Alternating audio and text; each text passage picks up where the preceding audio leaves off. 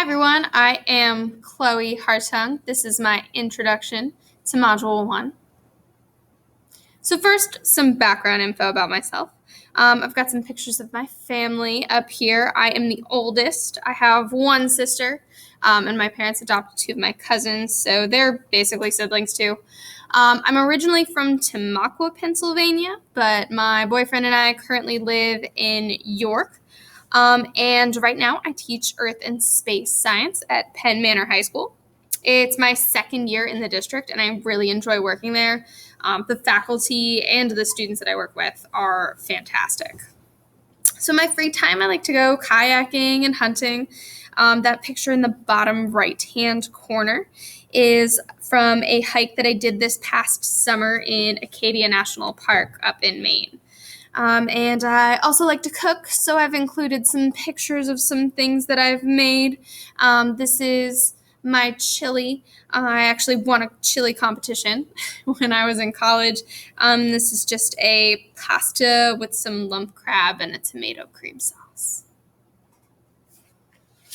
So, as a student, I've taken quite a lot of online classes. When I was working on my associate's degree at Lehigh Carbon Community College, I commuted to school, so I took the chance for an online class when I could. They were usually gen ed courses, and they really felt like I was just jumping through hoops, though gen ed courses often feel like that, no matter what kind of environment you're in. For my undergrad degree, I went to Lock Haven University. I had a decent experience with online learning there, but I would have to say that it was inconsistent.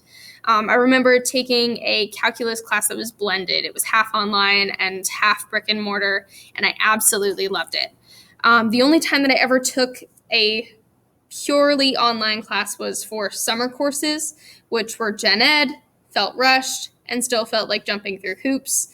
But again, gen ed course, summer course, going to feel rushed no matter the situation, and going to feel like jumping through hoops with a gen ed class.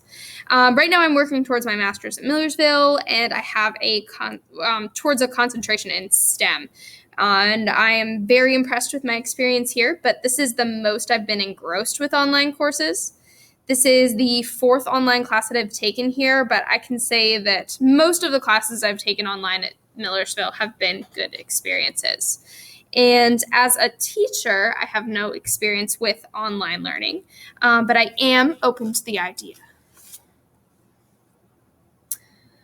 So I think that the type of teacher a student needs is different for every student. I used to teach in a pretty rough part of Maryland after college. It's called Cambridge, Maryland, on the Eastern Shore right there.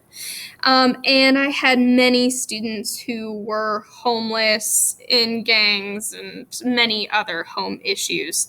So I started off being pretty strict and curriculum driven, and school was first. We are in school. This is school was my philosophy. But for them, a good teacher was going to be someone that could offer consistency, stability, and safety. So while curriculum was still part of our daily class routine, I realized that it was more important for me to take time to be nurturing and comforting for them. And now that I'm at Penn Manor, I still have students that have those issues, but most of my students have parents at home that take care of being stable and comforting for them. Here, I can offer my students rigor and challenge them academically, and the relationships that I build with them are almost second to curriculum now. I still believe that a good teacher is someone that recognizes their students' needs, and is flexible enough to adjust their style in order to be what their students need. That's something I'm still working on, and I'm going to continue to as my students consistently and constantly change.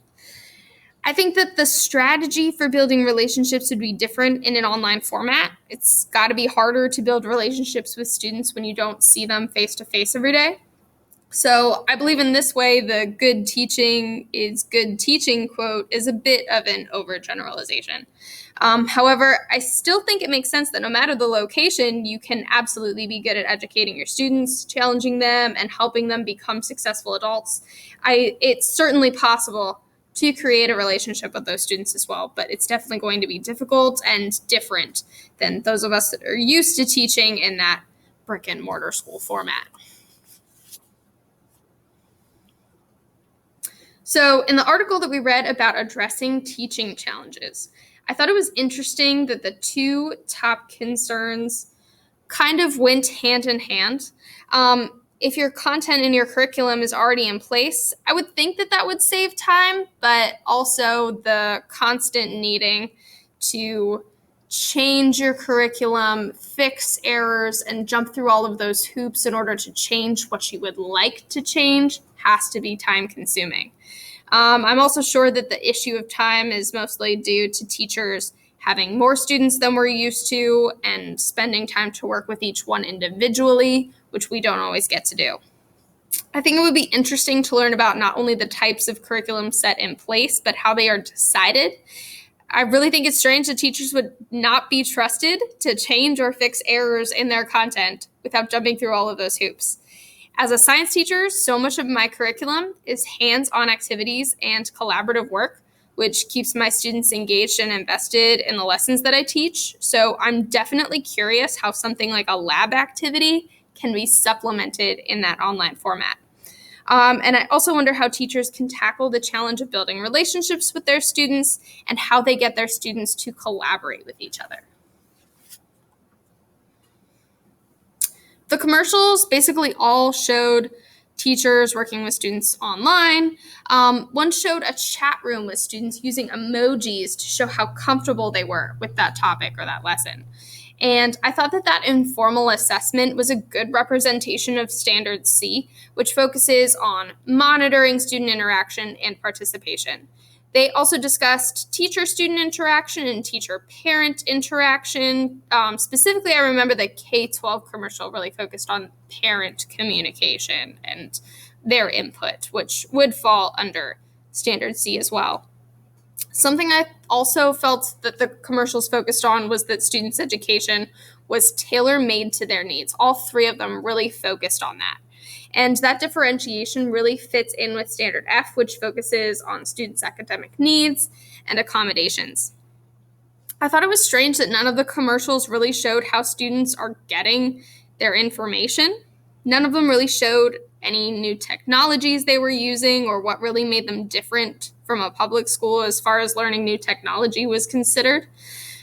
Personally, if I was thinking about switching to this type of school as opposed to brick and mortar, I would want to know the new type of technology that I would be using and why the experience with that technology was so much better than the technology that students are using in a public school setting. We're one-to-one at Penn Manor, so I have no idea how the technology could be different. So I'm really intrigued as to what that would be. I also didn't really feel they put an emphasis on assessments or how students were assessed. I definitely have some questions about how to go about assessing students when they have their laptop in front of them and can look up any information that they want.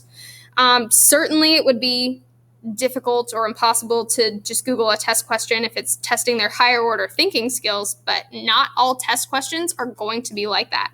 So I'm curious why that wasn't mentioned in the commercials or just in general, if we're going to be learning about that and how we can address that challenge as well. Thank you.